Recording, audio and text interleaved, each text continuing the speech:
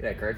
Today let's talk about bench press and the hands. So a lot of us might not think about how we actually grip a barbell, but it's really important because it's what connects it to your chest and your shoulder, which are the bits that move the bar.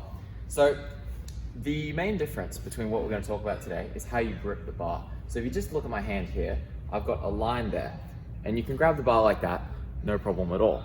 But what you might find is when you do end up benching and you've got the bar gripped just under your knuckles, this can happen.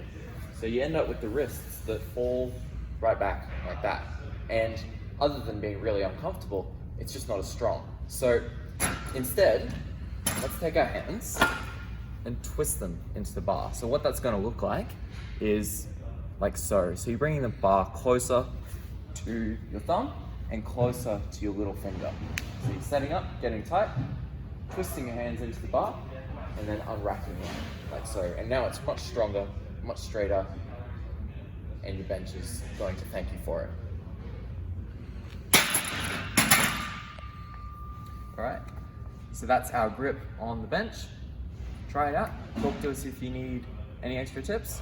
Happy benching. Hey guys, Richie here. I'm just going to run you through a couple of quick tips around wrist position for the kettlebell, Turkish get up, or any overhead movements with the Turkish get up. We're going to come in, we're going to get the crook of the hand into the hook of the bell. That's really important. Wrap her up nicely, bring it into position, then lying down, nice and straight. You can see here, we've got the bell sitting right here on the forearm and the wrist is dead straight. So that's really, really important for the upper end of the Turkish get up, keeping that grip nice and strong. As we always say, white knuckle strength, keeping everything nice and tight. So you should get plenty of activation in through the forearm here. All right, tip 2 is the base hand. Okay, so the base hand should always be flat and gripping the ground. Okay, this is really important. What we want to avoid seeing is any of this. We don't want to see anything like that. It's unstable. That's probably going to cause injury through the fingers. So make sure that you're gripping the ground, holding on nice and tight, and making sure that you've got a good stable base. So tight and strong at the top, tight and strong at the bottom. Thanks, guys. Jacob here. We're just going to go over today a couple of tips for our overhead squats and our wrist and shoulder position that we want for that. So when we start with the barbell overhead, the two things we're looking for is armpits facing forward, so towards the wall, and our wrists cocked backwards, so our wrists pointing up towards the ceiling.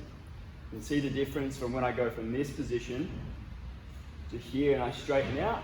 It's very hard to keep that barbell straight overhead. So when I try and squat, working really hard just not to fall over. Now I bring those armpits forward, sit the wrists back, wrist to the ceiling, and squeeze the bar, get a nice height with that. I can sit down a lot easier. Balance is no longer an issue because I'm not fighting the barbell to stop it going backwards or forwards. It's just resting above me comfortably. See if over the next couple of weeks you can add that in when we're working on overhead squats. Should notice a really big difference. Thanks, guys.